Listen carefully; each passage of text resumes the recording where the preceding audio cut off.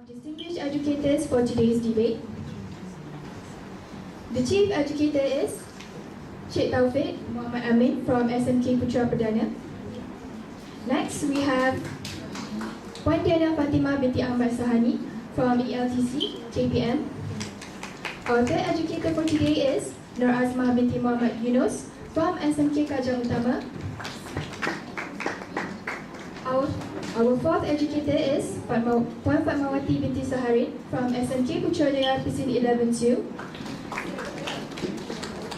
Last but not least, we have on our panel of educator is Encik Ahmad Shahir bin Suhaimi from SMK Putrajaya. The timekeepers for this debate are Nursabrina binti Muhammad Khairi and Naif Safiuddin bin Saharuddin. The timekeepers will ensure that the first, second and third speaker of each team are given 8 minutes to speak.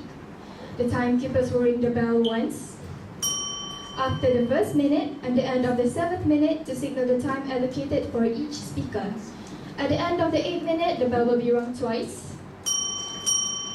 A maximum time of 3 minutes will be given to both teams to prepare for the reply speech.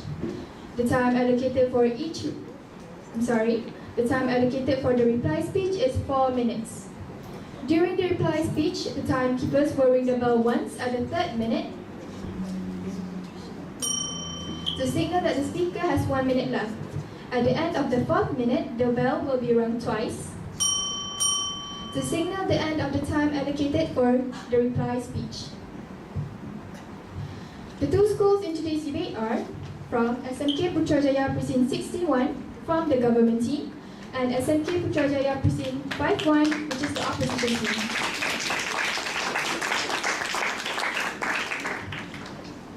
First, let me introduce the debaters to you. On my right, from the government representing SMK Putrajaya Presint 61, the Prime Minister, Megat Danish bin Megat Azman. The Deputy Prime Minister, Rifa Irfan bin Razid. And the third Minister, Nursabrina Hanani binti Muhammad Azlan. The reserves are Raja Batrisyia binti Raja Razman Shah and Siti Zaafira binti Zulkafli. On my left, from the opposition representing SMK Putrajaya Presint 5-1 are the opposition leader, Fatihah Soraya binti Sufwan. The second opposition speaker, Nursalsabila Batrisyia binti Muhammad Izani. And the third opposition speaker, Munirah Najiha binti Salauddin. The reserves are Nisa Fatini binti Azri and Danish Sufwan bin Sulaiman Najib. Before we proceed, I would like to remind the speakers of both teams of some rules and guidelines to observe in the course of today's debate. The third speaker from both teams shall not introduce any new arguments. Their role is mainly to rebut. While the speaker is speaking, the opposing team can offer points of information, which is POI. The speaker may accept or decline them. A POI may be offered by a member of the opposing team from the 2nd minute to the 7th minute of the time allocated to the speaker. Points of information are not allowed during the first and the final minutes of the speech.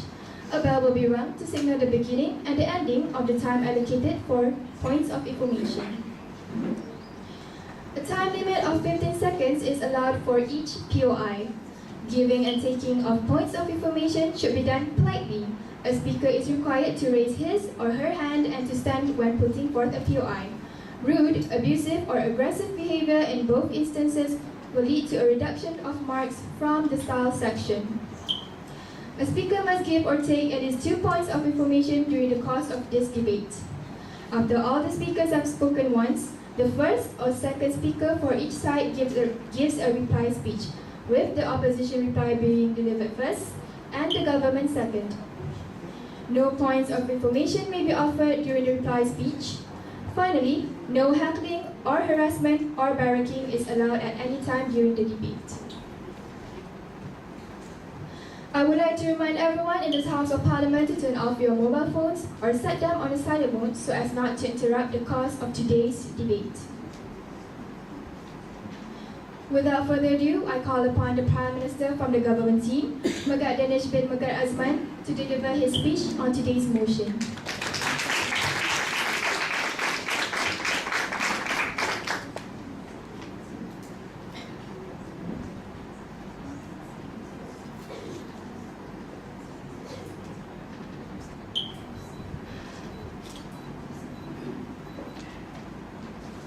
Good morning, ladies and gentlemen and members of the floor. Today's motion is about this House would enforce free tertiary education, and our stand on side government is that to fulfill the students' right to the education, and that is a societal responsibility, and all parties should act within their capacity. Our characterization is that we want to ensure free tertiary education for the basics, so from after SPM and until to degree only, so masters and PhD do not count. Our mechanism is to give the students variable loans. So how does variable loans work, ladies and gentlemen? If they achieve 2.00 GPA and above, all their expenses will be paid by the government themselves. If they fail to meet the requirement, they have to pay according to how badly their GPAs are. So on to my first point, which is equality. Third speaker, please. Will you enforce tertiary education towards international students as well? We are going to enforce free tertiary education for public institutions. So students internationally who come to our country but go to public institutions will obtain free education. So going back to my first point, which is equality. Everybody, and I mean everybody, should be given the opportunity to experience the basic tertiary education. Some people in lower income groups may not think that they can pursue this higher tertiary education because of the expenses themselves. And that, ladies and gentlemen, will happen on side opposition. But under our world, they can experience that. So continuing, we are talking about equality because it is human rights for education. The right to education has been recognized as a human right in our world. In 1948, the United Nations made a declaration of human rights that stated all human beings are born free and equal in dignity and rights. This statement has been backed up by a declaration made in 1959 that states mankind owes to the child that the best it has to give. So in 1959, the best we had to offer to the children was primary and secondary education. But in the 21st century, ladies and gentlemen, the best is tertiary education. Third of all, this statement has also been amplified, I repeat, amplified, by the International Covenant on Economic, Social and Cultural Rights in 1966 that stated education shall be directed to the full development of the human being of this world. A study made in 2013 states that 62% of high school graduates did not enroll in college because of the fees themselves. So ladies and gentlemen, I here have data about the fees that we have in our nation. The average fees that is going to cost a student is 65,000 ringgit, and that is the average.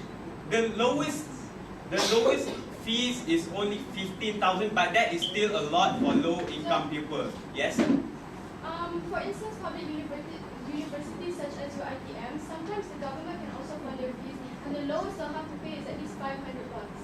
Is that right? We are trying to give everyone the chance. Not everyone will gain that opportunity to get free education or subsidized from their payment.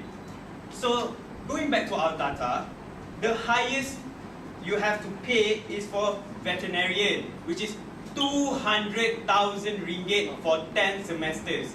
200,000 ringgit is not a small sum. And then side opposition is going to come and tell us, why don't we have more veterinarians in our country? This is the problem we are facing, ladies and gentlemen. Second of all, our argument is that the quality of education will increase. What do we mean by the quality of education will increase? The students who go for free education would not have to worry about their fees because the government is taking care of that part in the beginning. The students will not be stressed by financial burden, so consequently, they can focus more on their studies, which is what's most important. Findings from the National Student Financial Wellness Study states that which they surveyed 18,765 undergraduate students in 52 colleges and universities, stated that 7 out of 10, which is the majority of students, feel stressed about their personal fees.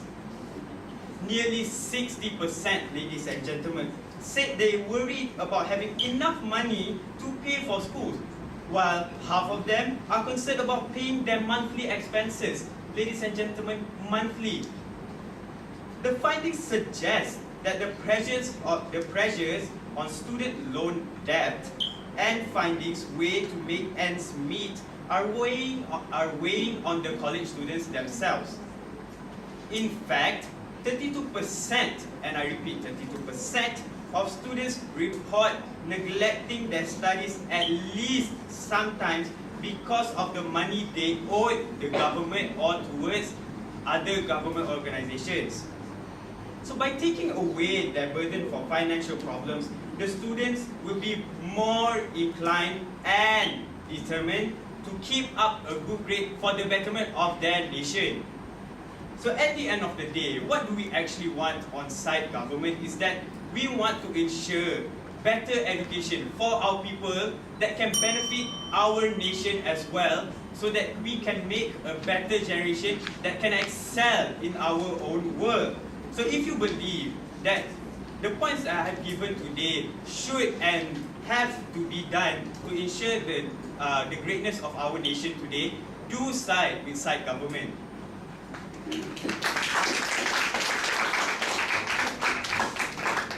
Thank you, Prime Minister.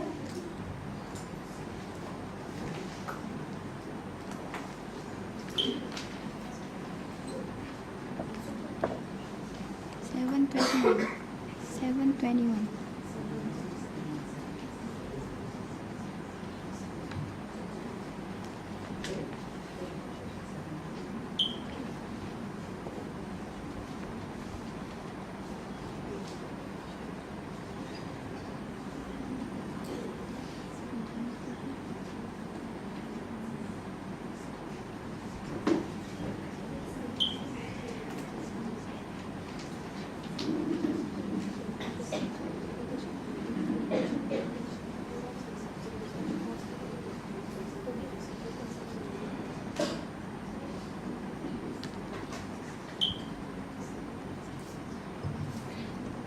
I shall now invite Fatihah Soraya binti Sufwan as the opposition leader to deliver her speech.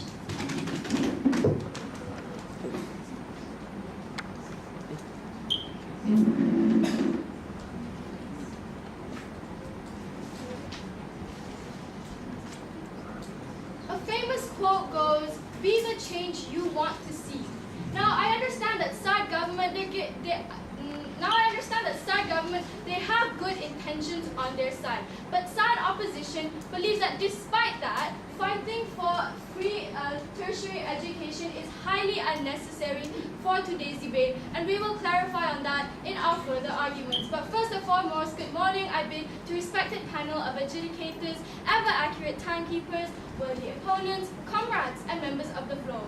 It is an honor to represent side opposition as the leader to a claim that we are strongly against today's motion. This House will ban free tertiary education because it causes more harms than good. But three things I'll be doing today. Firstly, I'll rebut every argument coming from Prime Minister. Secondly, I'll present to you the background of today's motion and present my own substantive arguments. My deputy will refute any miscluded points coming from side government, while my whip will deconstruct the anatomy, any foundation that side government has tried to build. And lastly, I'll strengthen our case and tell you why this motion today should not be accepted. Ladies and gentlemen, the government side has been very lenient on a lot of things, starting with their mechanism. Firstly, they want to give out loans towards these students, right? But in a way, doesn't that go against the motion today, because it's free tertiary education, free meaning free of charge. So if you're going to give them loans, they're eventually going to have to pay it back. So it's not exactly free. Ma'am, clarification? Yes. Okay, so my first speaker stated was, depending on if you pass or if you fail, then you will have to pay. This will ensure, ladies and gentlemen, that the students feel determined to keep a good grade. Please explain. Okay, but the grade you've given is an average 2.0 GPA. It isn't anything that can qualify for a scholarship in the first place. It's a very standard grade to get. Decline, sorry. Next, they also mentioned that by enforcing free tertiary education, it would ensure a more quality education, right? But how can you say that it ensures a quality education when all the quality coming from this tertiary education is coming from the expenses itself? Things such as facilities and the best lecturers. And we acknowledge the fact that these students, yes, they feel stressed about their personal fees. But there are a lot of public universities, which is the one that you're setting the perimeter on. There are a lot of governmental funds supporting them in the first place. Universities such as UITM and so on. Panel, it's a question that might be more relevant today than ever before. Should tertiary education be free?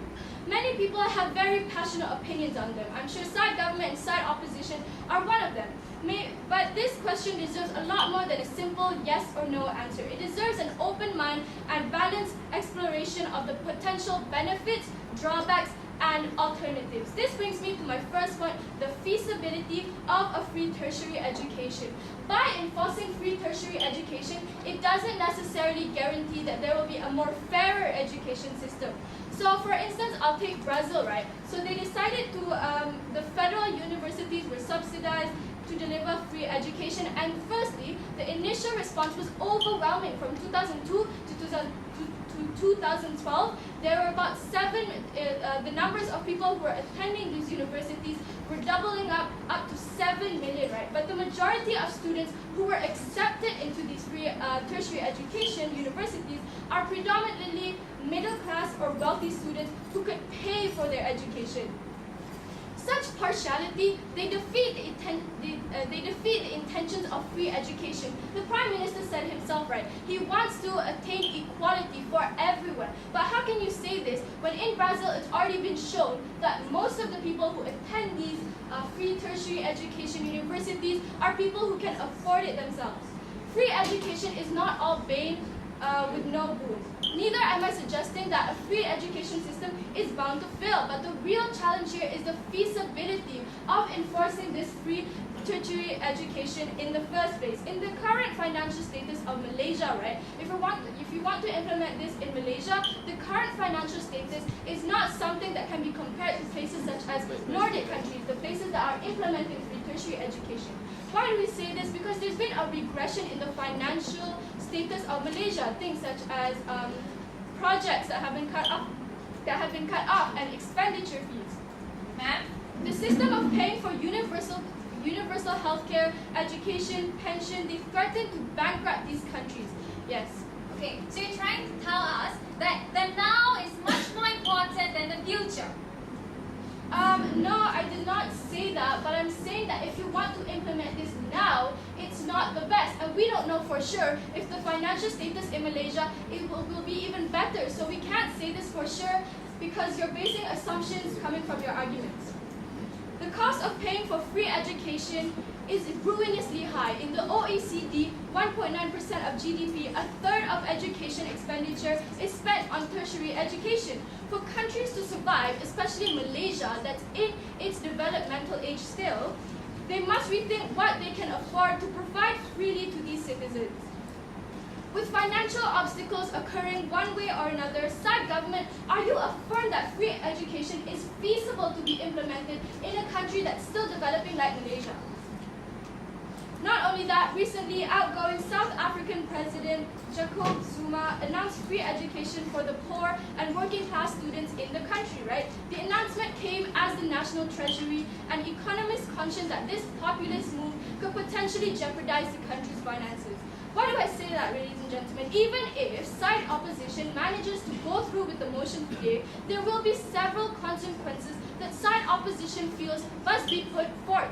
Things such as the prevalent condition of unfair equality amongst all working classes if we do implement free tertiary service. To state the obvious, in South Africa, free higher education will widen, not reduce inequality. Inequality contradicting to what you've been saying all this time about equality, equality, equality, but you're feigning ignorance to the fact that enforcing free tertiary education might widen the cause of inequality. Why do I say so, ladies and gentlemen? This is because in South Africa, there is a low participation rate, currently at 20%, combined with free tuition would immediately restrict the expansion of places. Why do I say it restricts the expansion of places? In addition, the main problem for poor in South Africa is not because they can't afford it, it's because they are not qualified for a higher education. There are less than 5% of them in the lower working class. The contrast with the 5% whose parents make more money than that could not be more marked. The percentage who qualify to enter university in this bracket is over 70%. So going back to what I was saying, the low participation rates that will mostly be a number of the people who can actually afford this, combined with free tuition, it will not go anywhere. It will not promote equality because these are people who can afford it, but they're still taking this for granted. It would be the children of the new political and business elite who have the significant social, cultural, and economic capital who will succeed in school and gain access to tertiary education. South Africa, they have a very unequal and inefficient school system in the continent, right? So installing a free university system on top of that would only serve to solidify and expand inequality. The issue is not only just feasibility, but whether Malaysia wants to adopt a self-destructive policy like what South Africa is doing that will widen inequality and give privilege to people who can afford their education. And that, ladies and gentlemen, is the reason why we would like to not enforce free tertiary education. In fact, ladies and gentlemen, we want to increase scholarships for these people because we believe that scholarships is only granted for people who are qualified, right? But we want to increase the amount of scholarships so everyone can be able to pursue a free education in the end. So if you believe that that is the right change and that is the right step for the new era of Malaysia, please side with opposition. And with that, I'm proud to propose.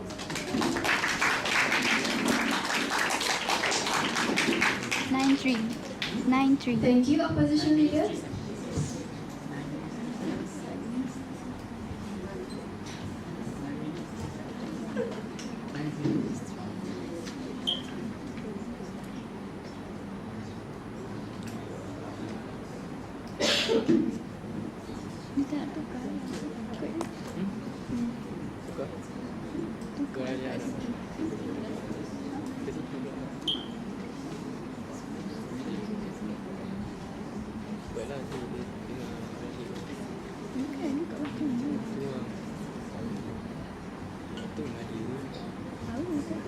I now call upon the Deputy Prime Minister, Rifa to deliver his speech.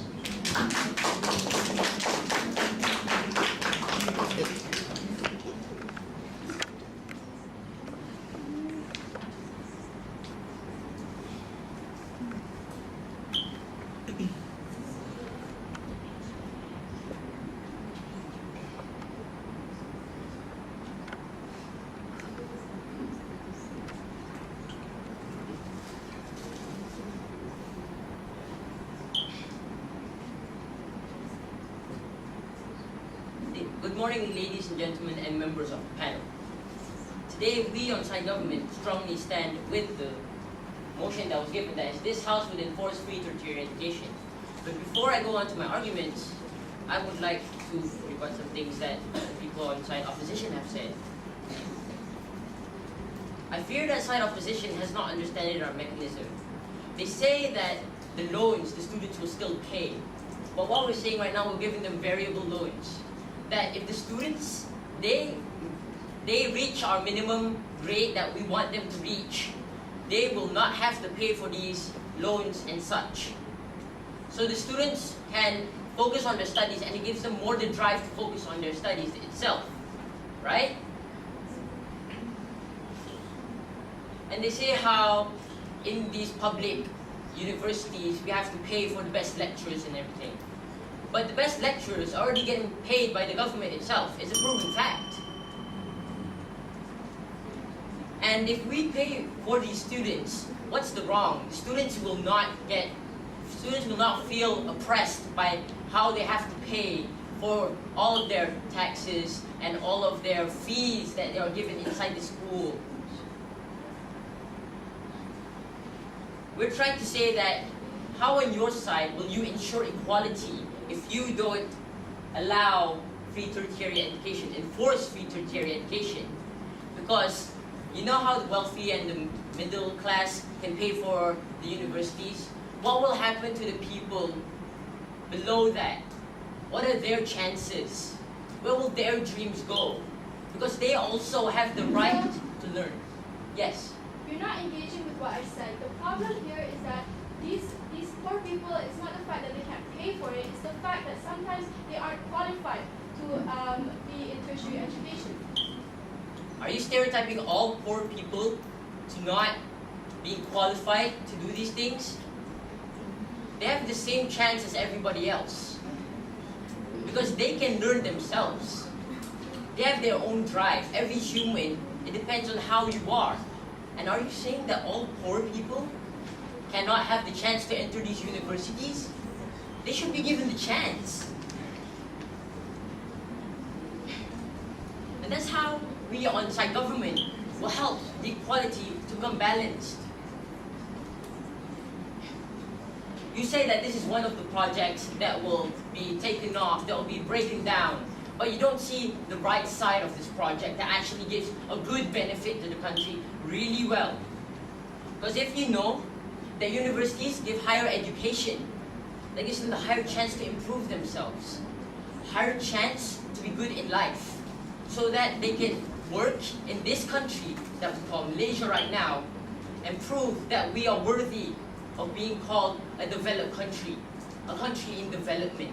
And this is why we want to develop the students, so that we can improve our country, our people.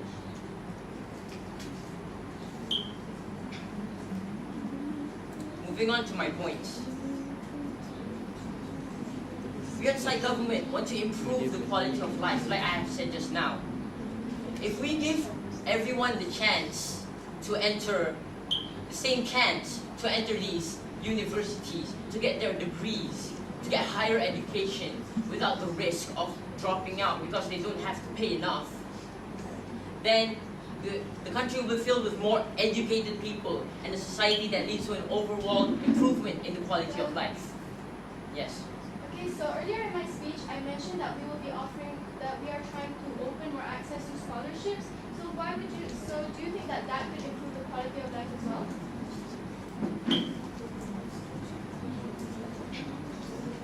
My third speaker will explain that later. But continuing what I have said just now, it leads to a broad social benefit of the individual society. And education raises people's benefits of productivity, creativity, entrepreneurship, and technological advances. So if we give everybody the same chance of entering these universities that help them learn higher education, then these things will be in our country. We will have more people that are higher educated and that can help the country sustain their economic state. Because the people are the asset of a country. What is a country without their people? These universities that we have said, it educates us with all the needed attributes in our learning our life to a proper life system, to be honest. And these life systems that we teach inside these universities that everyone has the chance to get into. And we're not saying that we're just allowing everyone to get into the universities. There will still be the minimum requirements. So it depends on your drive yourself. Because everyone is different in their own special way. Moving on. Education is a merit good. You might ask, what do I mean by saying this? It's because, is funding for education something bad for the country? Is it bad for the economic state of the country? Is it bad for the entire country to have more educated people, to give them the fair amount of chance to actually enter these universities? Because no country can achieve sustainable investment in human capital. Okay, so in my speech also, I mentioned that education expenditure is a lot too. So in a way, it could possibly disrupt the economic status. I'll pass this on to my third speaker. But first, you need to understand my points that I'm saying right here, people. Are you saying that education isn't something good that we should invest in? Because if we allow these students to actually enter these universities with the same chance, I'm saying this over and over again, we will have more educated people. Education is considered a type of benefit and welfare that the government could invest into the nation. It is an incentive to progressively increase economical growth. The amount of spending on education can be a multiplier effect onto the economical growth, thus helping the country financially and also economically. So why would we turn a blind eye onto this thing that is really good for the society itself? So if you believe that tertiary education deserves our funding and the students deserve stress-free education from the fees, then side with us and side government. That's my case.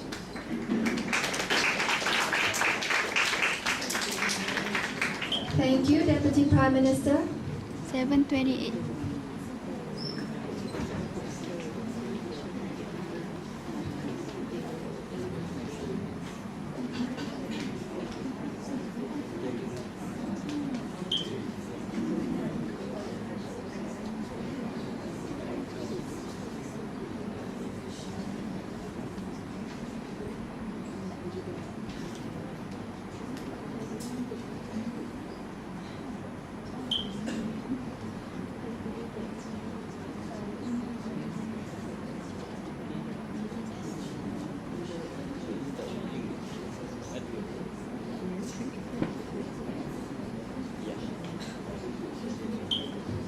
Ladies and gentlemen, it is now time to listen to the second opposition speaker, Nursalsabila Batrisyia binti Muhammad Izani.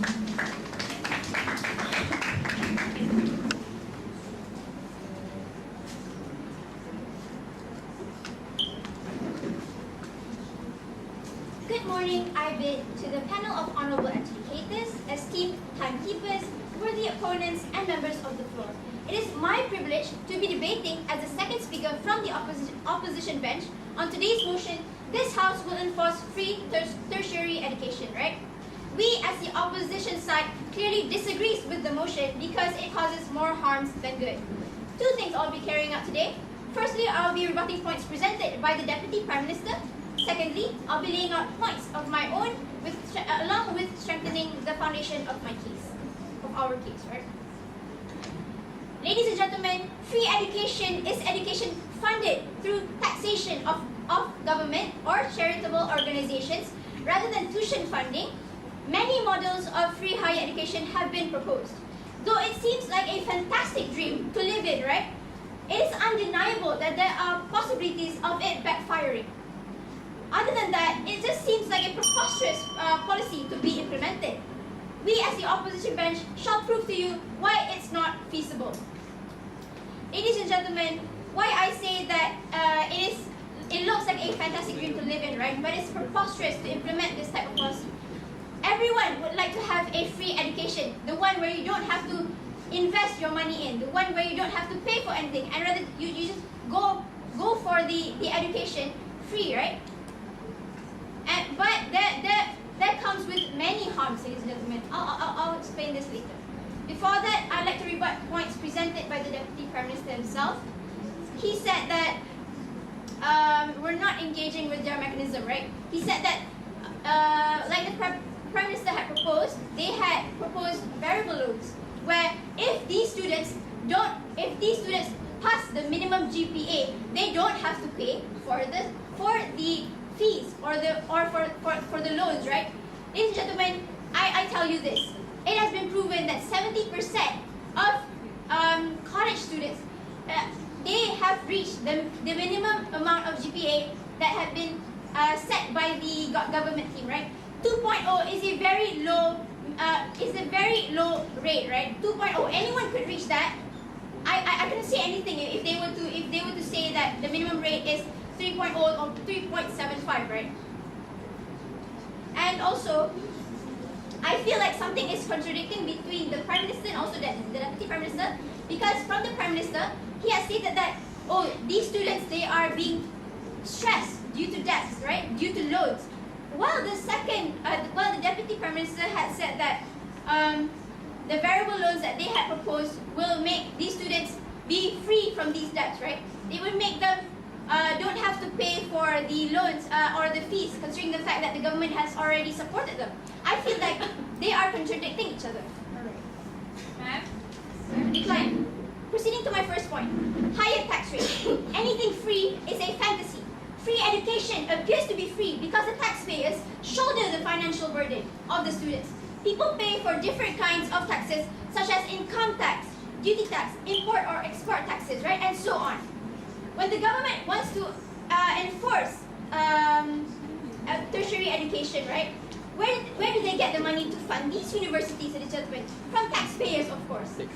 But surely the tax rates will increase because current tax rates aren't enough.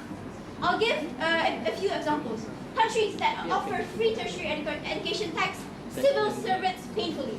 Like, for example, in Germany, taxpayers pay between 14.42 income tax.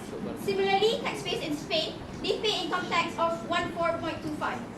And as for Nordic and Scandinavian countries, where free education is provided from preschool to tertiary education, right? My next point will be the less motivation for college students to thrive in their studies. Before that, yes. You said that the government is depending on the taxes only, but let me give you a fact about Malaysia itself. Our country is very rich with raw material, with petroleum, and with palm oil. We get our funding from there. Thank you, sir. Alright, what he's trying to say is that Malaysia is financially stable, right? With raw resources. Ladies and gentlemen, that is a lie. Like what we see today, Malaysia isn't as financially stable as he thought it was. I am telling you a fact, ladies and gentlemen. My next point, right? Less motivation for college students to thrive in their studies. So they had stated that they would propose variable loans, right?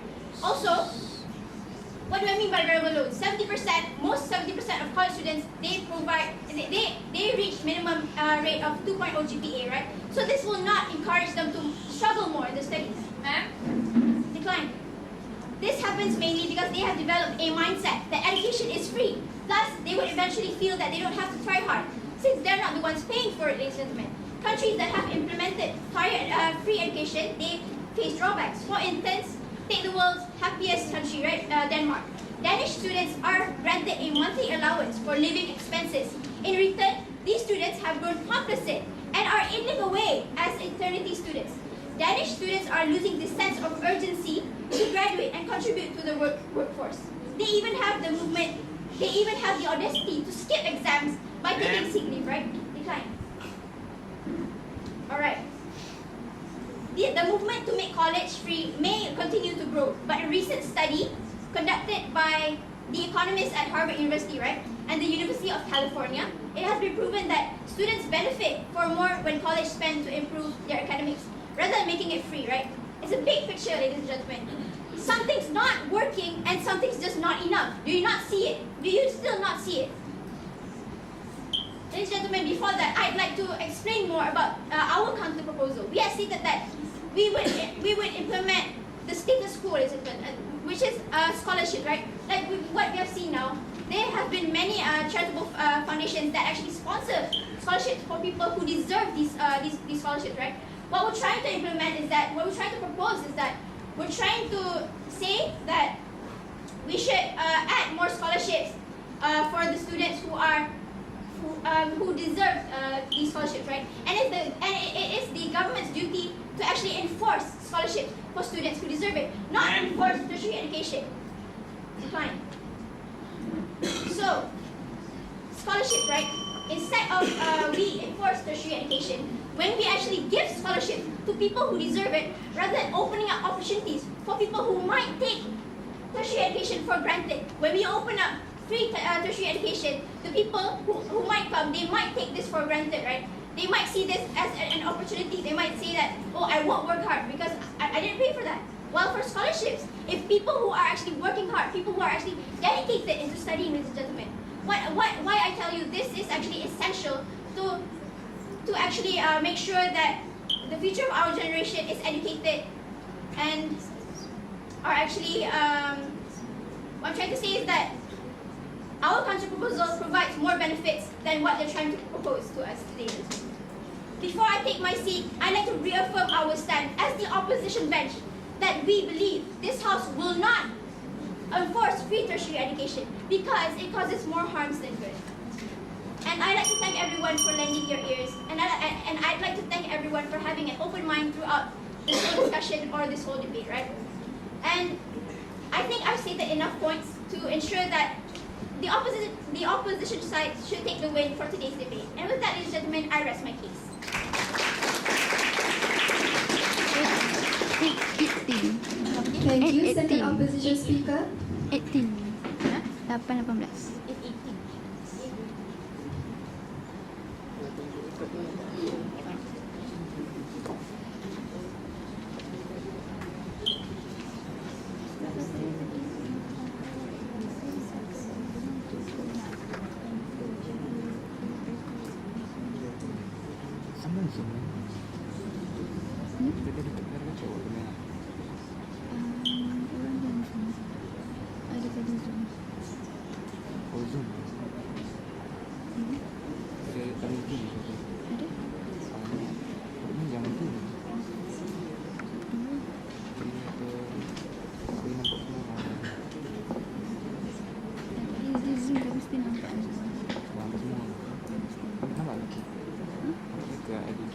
I shall now call upon the third minister from the government, Nursabrina Hanani binti Muhammad Azlan. Ini tak nampak. Ini dulu tak nampak.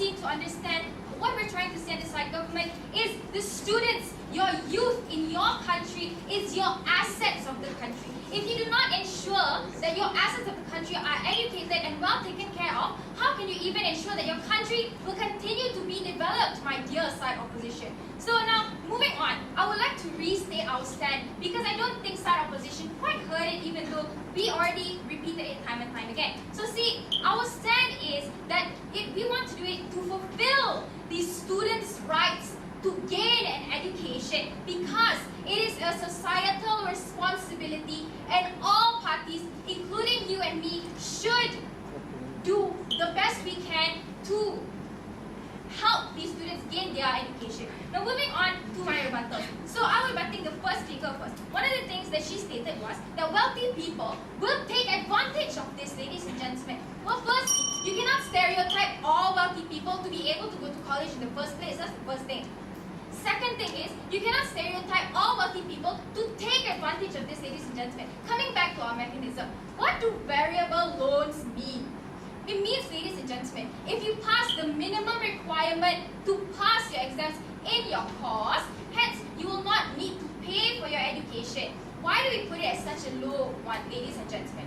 So the average is 3.0. That's the average. Why are we putting it so low? Why, ladies and gentlemen? Because we want to ensure that more students will be able to experience this free education, ladies and gentlemen.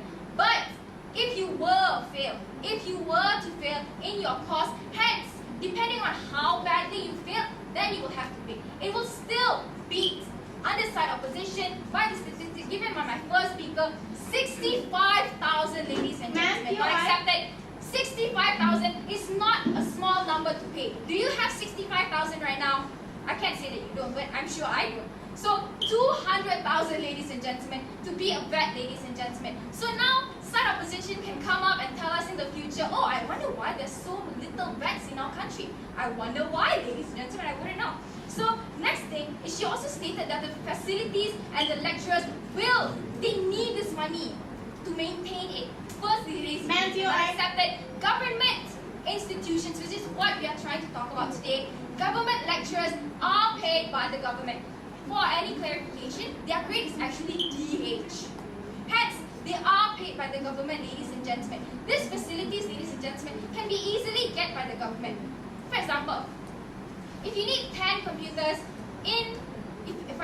if you need 10 computers in a university, you can't just expect, 65,000? Yeah, we can only buy one computer with 65,000. No, ladies and gentlemen, that's totally absurd. But, ladies and gentlemen, we're trying to say, under side government, at least these students are be given the chance to fulfill their rights to their education. Moving on about the two POIs. First POI was about the mechanism on their scholarship, ladies and gentlemen. Can you deny the fact that a scholarship minimum requirement to get a scholarship is very high? Yes, it is very high. Hence, these students, not all students will be able to get a scholarship.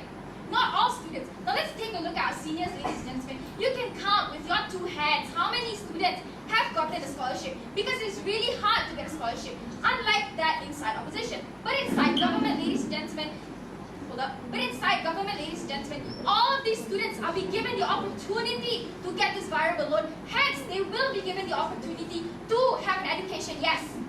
So you said that you guys want to open your opportunities as well. That's what side opposition is trying to do. Right, sit down, thank you. I know what you're trying to say. So you're trying to talk about scholarships, right? You keep talking about scholarship this, scholarship that. You can tell me that you're trying to give scholarships. But the minimum requirements still exist, ladies and gentlemen. So if you're trying to tell me that you're going to lower the minimum requirement for your scholarship, then there's no possible way under your side that you can ensure the quality of education.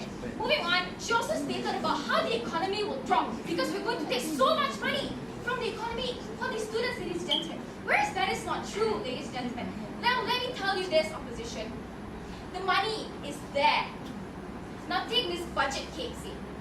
Imagine that I have a big piece of cake right up here right now. It's not delicious, by the way. So, depending on, the money is how much money you have in the country. Depending on how efficient you divide your cake, ladies and gentlemen. The money is there. How efficient we divide is what is important in the side government. Moving on to the second speaker. She also stated about that the low GPA to achieve, hence they will not be educated. People sit down. So why do we say that we need to put this low GPA to achieve, ladies and gentlemen? Because we cannot deny the fact, even though you're not smart, you learn, ladies and gentlemen. You learn, ladies and gentlemen. You learn, ladies and gentlemen. Hence, you will be fulfilling your own right to your education. But if these people are not even be given the opportunity, they can't even fantasize of paying 200,000 ringgit for an education. I wouldn't even fantasize about doing that if I were a farmer's child, ladies and gentlemen. But we, under side government, we are sure that this child gets their right to their education. So, ladies and gentlemen, there's a few justifications I would like to make in today's debate. The first thing is that under opposition side, they're trying to talk about how the students on our side will feel more pressure. Well, ladies and gentlemen, can you admit to the fact that the students, when they get a scholarship, it's much more pressure. We have listened from our fathers and our mothers when they go to overseas and they get married. What happens if they are found out to be getting married? Their scholarships will be taken away from them, ladies and gentlemen. And that is how scholarship works. You can take it away whenever you want, ladies and gentlemen. But that doesn't happen with variable loans. In variable loans, if you score, ladies and gentlemen, if you pass, ladies and gentlemen, then you would not need to pay for this education, ladies and gentlemen. Which is why we are opening bigger doors to bigger and more doors to the students in this country, because that is what matters under side government. Moving on, there are a few justifications that I would like to make. Firstly, how will we get funding, ladies and gentlemen? Raw material, taxes, petroleum. Ladies and gentlemen, do you know this? Malaysia is actually the #1 exporter for palm oil based on the MPOB, the Malaysian Palm Oil Board. So ladies and gentlemen, this proves that we have much money. We just have to divide our cake very efficiently. Moving on, what we want under government is to ensure the future of our country, ladies and gentlemen. Because, ladies and gentlemen, if you don't have qualified students to ensure the future of your country, then how will your country even develop in the first place, ladies and gentlemen? So, ladies and gentlemen, we would like to give this opportunity, this precious opportunity for these students to exercise their right towards their education. That is things that is most important under side. So ladies and gentlemen, I'm going to do a comparison on the best case and the worst case scenario under both sides. So the government's best case scenario will be that we produce better educated citizens for the development of our nation. Worst case scenario will be that some people still choose to not go to college. So ladies and gentlemen, under side opposition, their best case scenario will be tertiary education will be paid by some students, but some students will not even get the chance to pursue their tertiary education without a scholarship. Ladies and gentlemen, the worst case scenario under opposition would be that the future of your country is practically unsure. So ladies and gentlemen, as you can see, our worst case scenario is still 10 times better than their best case scenario, ladies and gentlemen. So if you believe that students should be given the opportunity to exercise their right towards education, then the win today has fallen to side government. With our respect.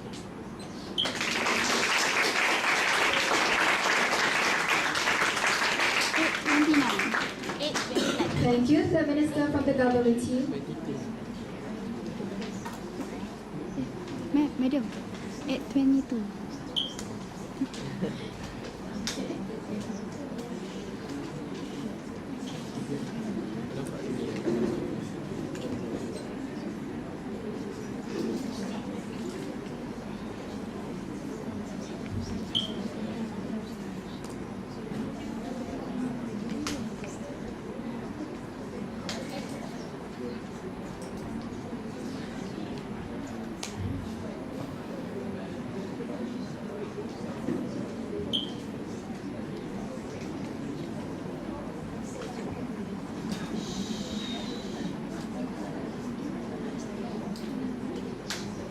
It is now time to listen to the rebuttals of the third opposition speaker, Munirah Najiha binti Salahuddin.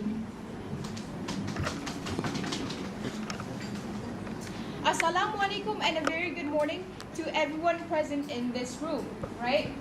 First of all, before I start on my rebuttals, I would first like to congratulate the government for creating such an ambitious idea, whereas everyone would be able to get free tertiary education if they complete their minimum 2.0 GPA. However, I would like everyone present in this room to carefully consider what the government is trying to implement.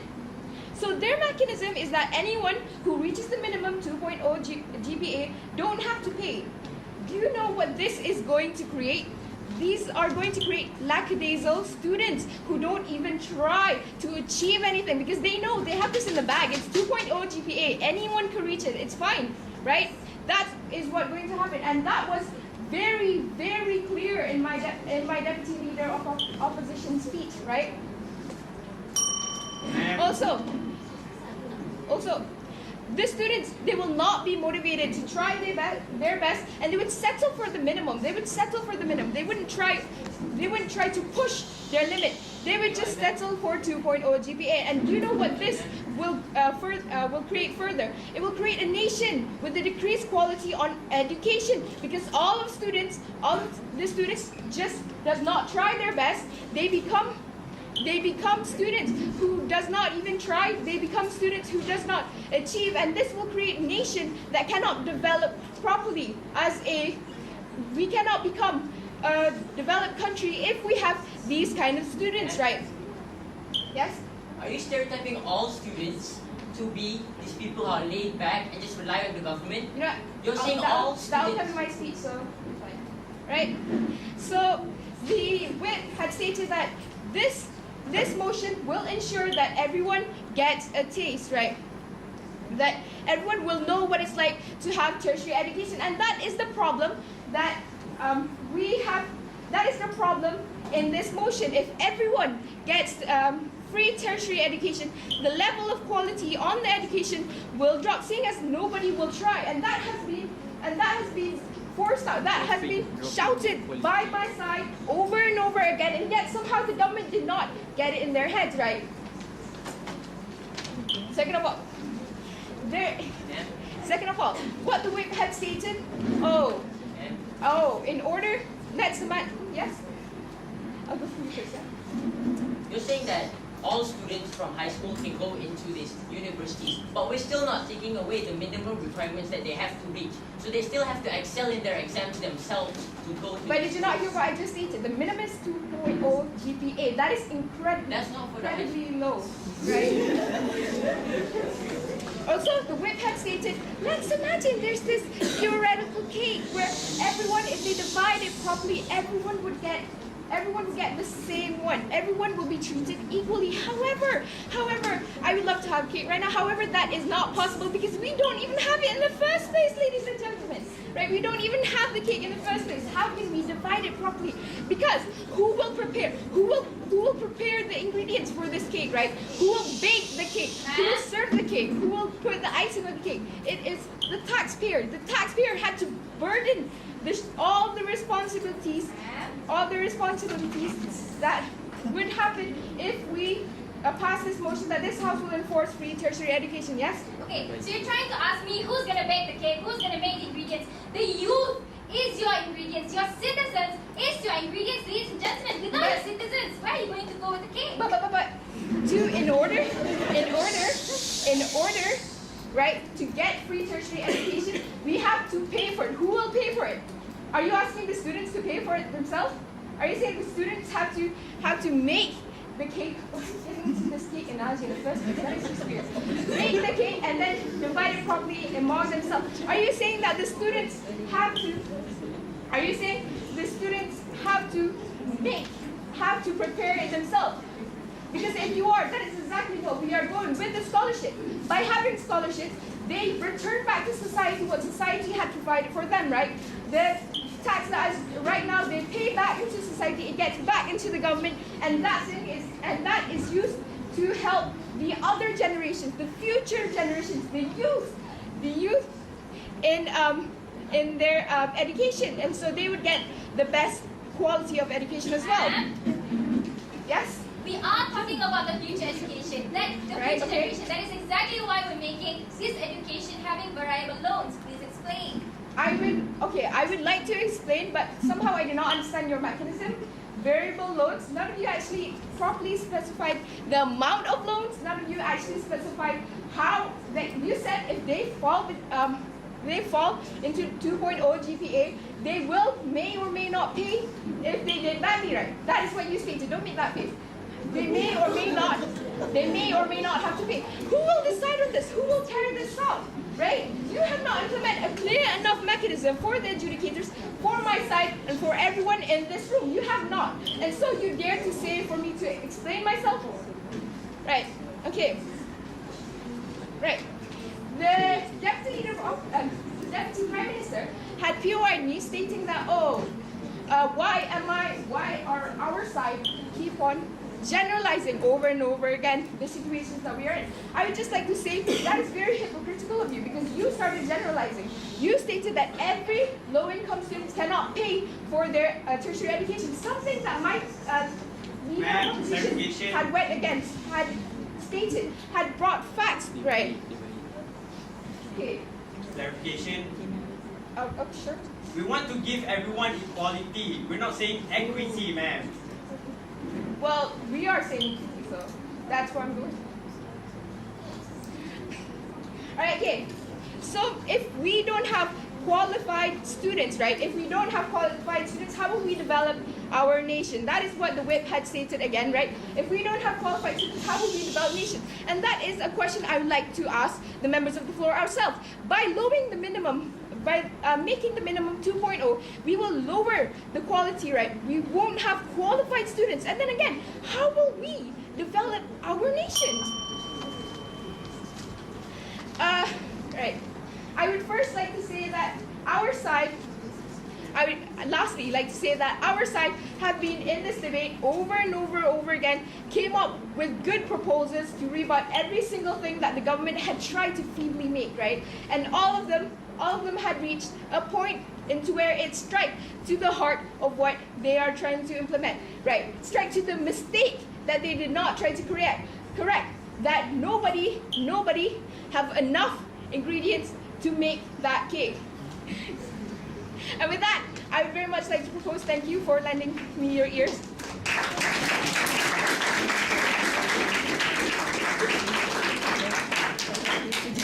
Thank you. Third opposition speaker. 742. 742.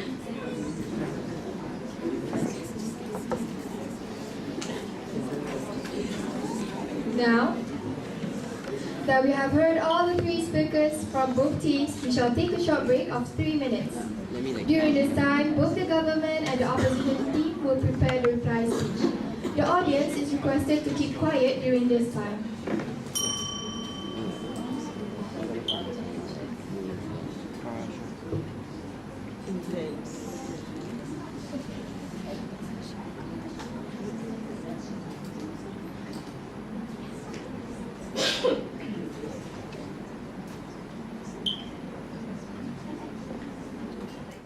Leader Fatihah Soraya binti Sufwan to make the reply speech.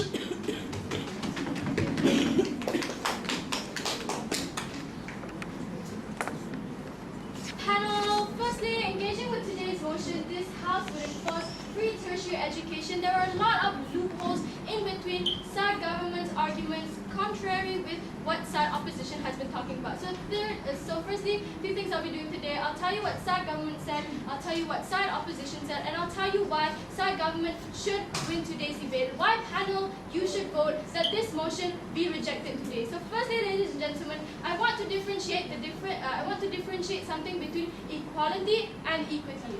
So I drew out a little analogy, right? So firstly, there's a really tall person, there's a medium height person, and there's a really short person. Equality is giving them the same amount of a box, right? But either way, the taller person, they would get the privilege to be even taller. They could see everything. And the shorter one would not even be able to see anything because it's the same box, right? It doesn't mean that they could necessarily see everything. But equity is giving them the box that is able to provide them sight.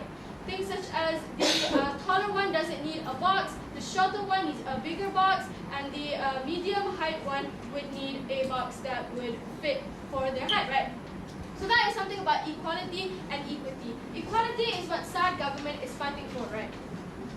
So firstly, something I've made a comparative analysis between is that SAD government, you refuse to disengage with our counter proposal. The only engagement I could find was coming from the whip, but even so, it wasn't enough to cover up the tracks that what we have proposed was much stronger than what they have proposed, right?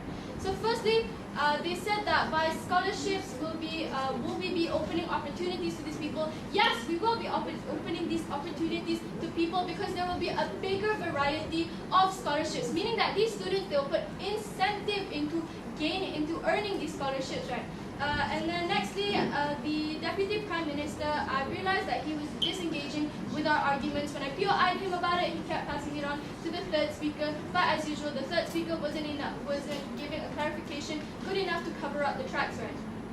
So you said that by enforcing free tertiary education, it could possibly increase economic growth, right? But how does that happen? You merely just touched on the surface. It wasn't really anything in depth. You just said, oh, it would benefit the economy a lot. But who is contributing to this economy? The taxpayers, things that my deputy leader of opposition had said, right? And then they kept going on and on and on, POIing us. Is this a stereotype? Is this a stereotype? Yeah, no, it is not a stereotype. It is things that are actually happening in today. And despite the fact that maybe that thing might be a minority, that minority could impact a lot of things if we enforce today's motion.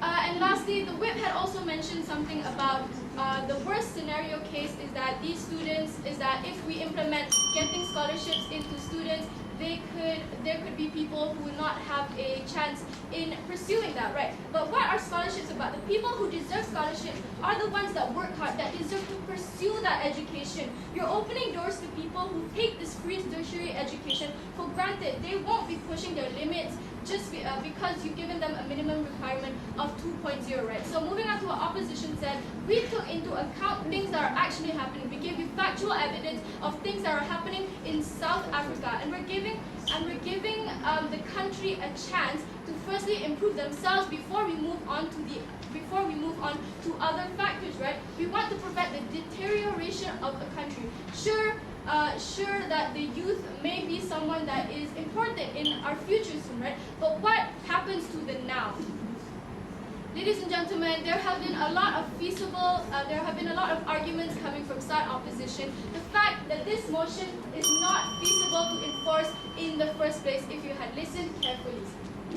So, ladies and gentlemen, what I'm trying to say here is that side opposition, we've given you a realistic achievement, things that are actually happening, things that are not based on assumptions, and things that are taken into account of what ifs. Like, we don't want to take the risk. Side government, you want to take the risk because sure, there might be benefits coming from it, right? But what if those benefits aren't what we predicted? We need to be realistic in today's debate because it actually affects something.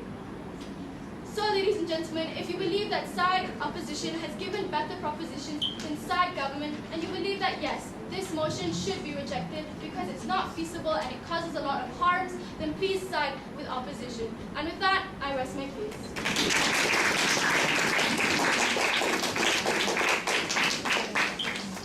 Thank you, Opposition Leader.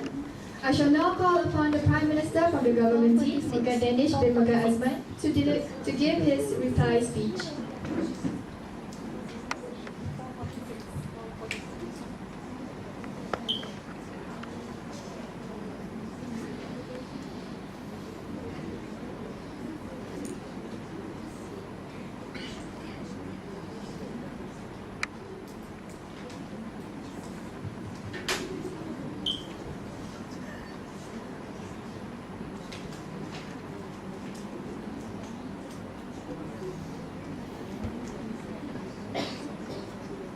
Sorry about that. I shall now call upon the Prime Minister from the government team, Megat Danish bin Megat Azman, to give his reply speech. Good morning again, ladies and gentlemen. It's so funny that side opposition would want you to think that they understand what 2.00 GPA means.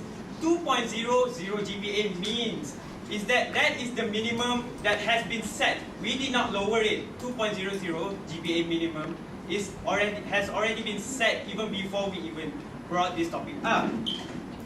Second of all, 2.00 GPA means is for you to graduate university, ladies and gentlemen. In high school, we use grades A, B, C, D, E, F, G. We don't use 2.0, 4.0 in high school. So let's see what happens on side government and side opposition in the realistic way. Okay, ladies and gentlemen? In side government, we create a more educated citizen for the benefit of our own nation, which can excel our economy as well. We also provide the opportunity and equality to pursue their rights towards their education. These students get to pursue their rights for education. That is realistically. Now let's see what happens realistically on their side. They want to say they want to make more scholarships, but they didn't say about lowering the requirements. So the requirement is still high, but still more scholarship.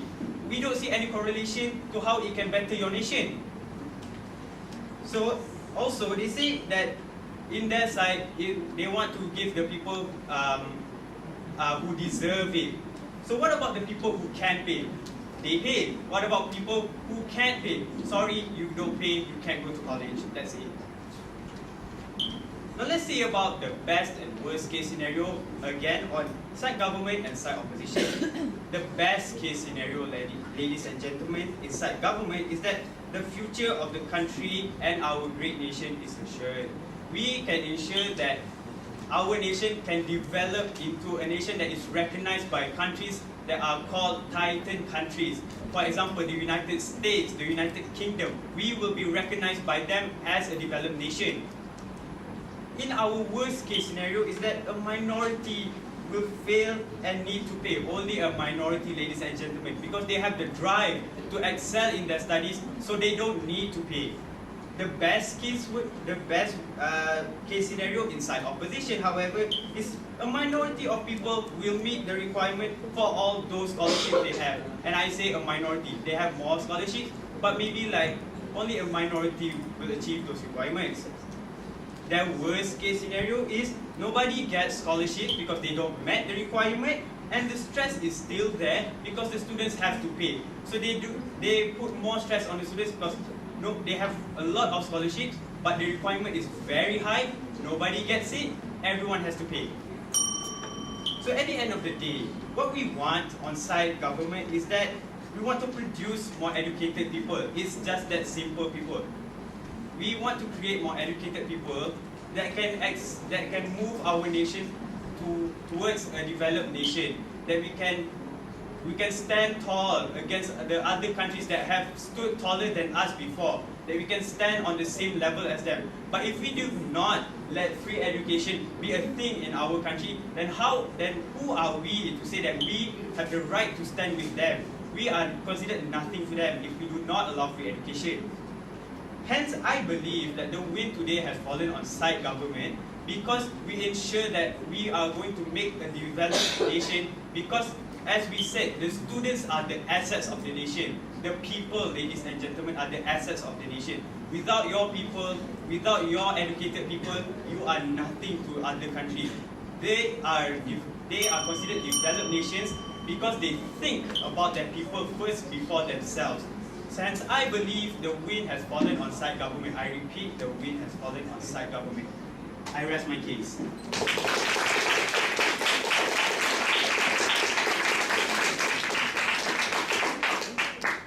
Thank you, Prime Minister from the government team. 13. We have now come to the end of the debate. The educators will now hand over the results of the debate to the Chief Adjudicator, after which they shall meet to deliberate on the best speaker.